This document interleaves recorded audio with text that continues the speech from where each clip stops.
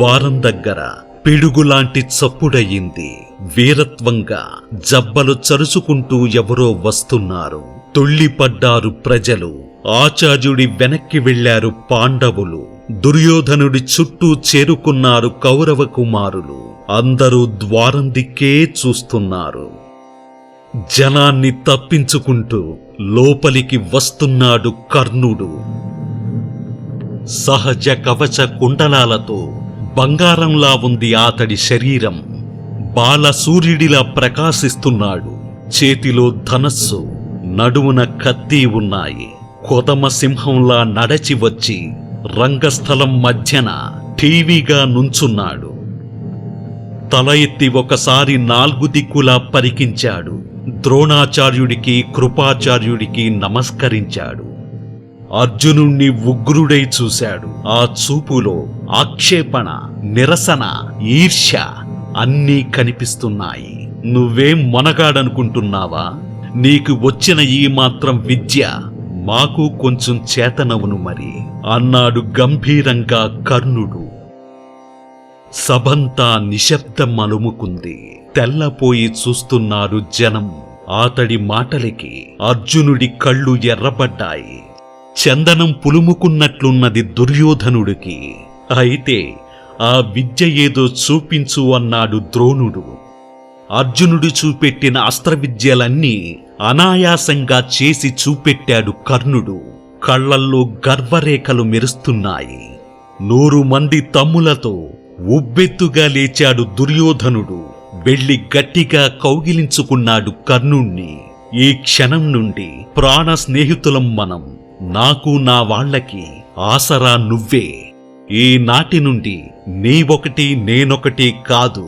నాతో పాటు నా రాజ్యభోగాలన్నీ అనుభవిస్తావు నువ్వు అన్నాడు దుర్యోధనుడు.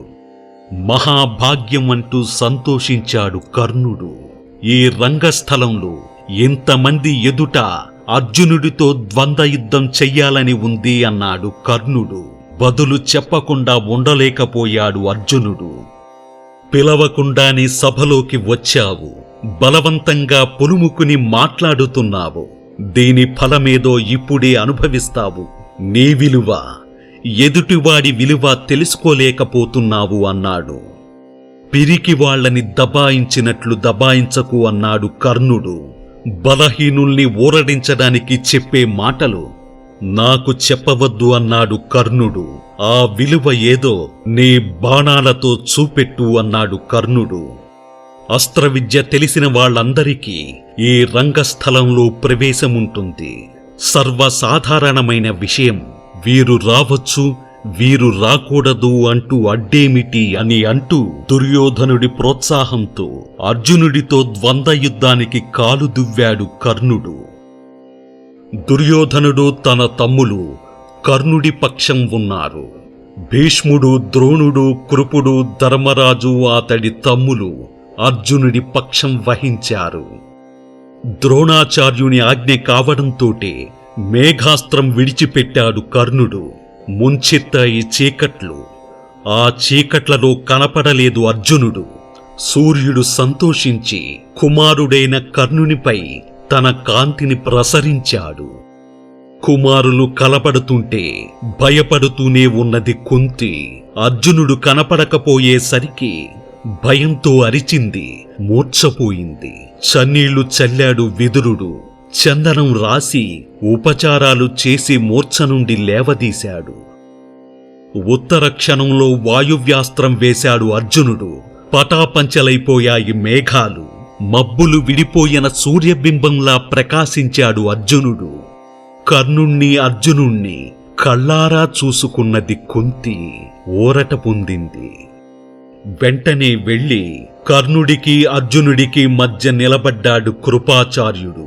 ద్వంద్వయుద్ధం మర్యాదలు యావత్తూ తెలిసిన పండితుడాయన. ఆగు అంటూ నిలిపాడు కర్ణుణ్ణి. అర్జునుడు రాజపుత్రుడు, పాండు మహారాజు కుమారుడు, కుంతీదేవి తనయుడు, కౌరవ వంశంలో పుట్టినవాడు. ఇతడితో ద్వంద్వయుద్ధం చెయ్యాలంటే నీ వంశమేమిటో ముందు చెప్పాలి నువ్వు. నీ తండ్రి ఎవ్వరో, నీ తల్లి ఎవరు ముందు చెప్పు. ఇతడితో సమానుడివైతేనే ద్వంద్వ యుద్ధానికి అర్హత నీకు అన్నాడు. కులం మాట ఎత్తేసరికి చిన్నబుచ్చుకున్నాడు కర్ణుడు. నోట మాట పెగల్లేదు, నిలబడిపోయాడు. చప్పున అందుకున్నాడు దుర్యోధనుడు. రాజవంశంలో పుట్టినవాడు, ప్రతాపవంతుడు, పెద్ద సైన్యం కలవాడు. ఈ ముగ్గురు రాజులనిపించుకుంటారు, అంతేనా? సరే, అర్జునుడు రాజపుత్రుడు, కర్ణుడు రాజు కాడు. అందుచేత అతడితో ఇతడికి ద్వంద్వ యుద్ధానికి అర్హత లేదు. ఇదే కదా మీ వాదన?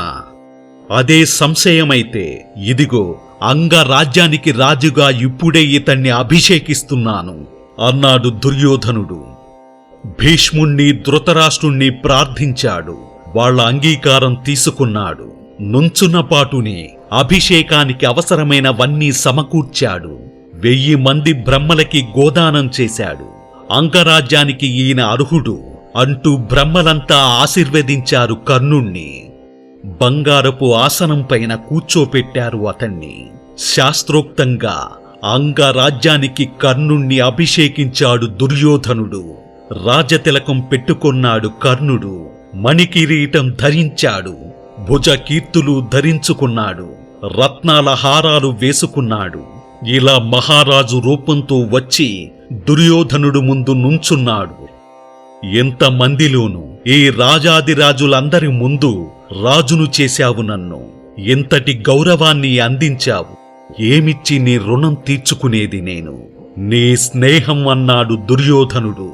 మనస్సిచ్చి నాతో స్నేహంగా ఉండు, అంతే కావాలి నాకు. ధన్యుణ్ణి అన్నాడు కర్ణుడు. సభలోంచి ఇదంతా చూస్తూనే ఉన్నాడు సూతుడు. తన కళ్ల ముందే కొడుకు మహారాజు అయ్యాడు. సంతోషం పట్టలేకపోయాడు. కిందకి దిగి కొడుకు దగ్గరికి వచ్చాడు. తల వంచి తండ్రికి నమస్కరించాడు కర్ణుడు. కౌగిలించుకున్నాడు. శిరస్సు ముద్దాడాడు. అంగరాజ్యాభిషేకంతో తడిసి ఉన్న తలపై ఆనంద బాష్పాలు కురిపించాడు సూతుడు. కర్ణుడు సూతుని కొడుకని తెలిసిపోయింది పాండవులకి. గొల్లుమని నవ్వాడు భీముడు. కులానికి తగినట్లు కొరడా పుచ్చుకుని రథం నడుపుకో అన్నాడు. అర్జునుడితో యుద్ధమేమిటి? ఉత్తమ క్షత్రియులు అనుభవించతగ్గది అంగరాజ్యం. గొప్ప యజ్ఞకర్త భుజించతగిన యజ్ఞశేషమైన పిండి వంట కుక్క తినడం తగునా అన్నాడు భీముడు.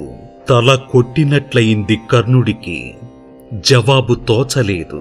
పెద్ద నిట్టూర్పు విడిచి కలత చెందిన ముఖంతో ఆకాశంలో ఉన్న సూర్యుని వైపు చూస్తూ ఊరుకున్నాడు. స్నేహితుడు చిన్నబుచ్చుకోవడంతోటే దుర్యోధనుడు ఉగ్రుడై, ఏమిటి దురుసు మాటలు? వాయువు వల్ల పుట్టినవో భీమా! ఇలా మాట్లాడటం, ఆలోచించడం నీకు తగునా? లేడి కడుపున పులి పుడుతుందా? ఇంత గొప్ప కాంతి కలవాడు నీచకులంలో పుడతాడా?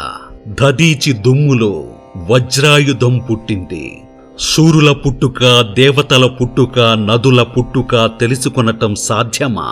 కుమారస్వామి పుట్టుక విషయం ఎవడికి తోచింది వాడు చెబుతాడు. నీటిలో పుట్టాడని ఒకడంటే, అగ్నిలో పుట్టాడని ఒకడంటాడు. కృత్తికలకి పుట్టాడని ఒకడంటే, రుద్రుడికి పుట్టాడని ఒకడంటాడు. కాదు, రెల్లుగడ్డులో పుట్టాడని మరొకడంటాడు.